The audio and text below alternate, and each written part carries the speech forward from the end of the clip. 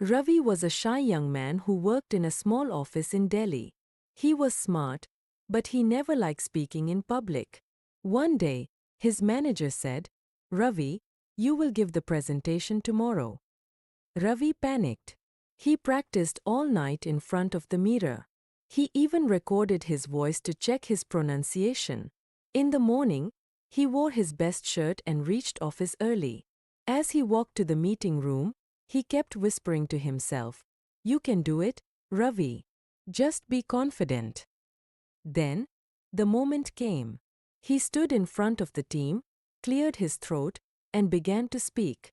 "I am working here since 5 years," he said nervously. Everyone listened quietly. Ravi continued, growing more confident with each slide.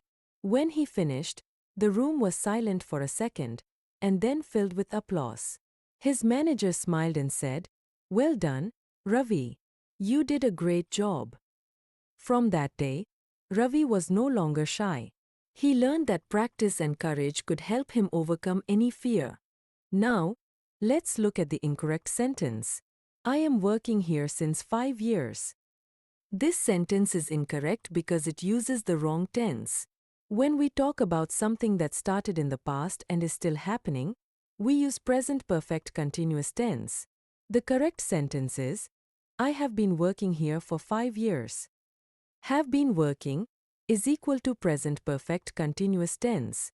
For 5 years is equal to shows the duration. We use for with a time period and since with a starting point like since 2020. You can now explain this with a simple on-screen visual, show the two versions of the sentence, and give examples like, "I have been living in Delhi for 10 years. She has been studying English since 2022. So, what did we learn from Ravi's story? Confidence is important, but so is correct English.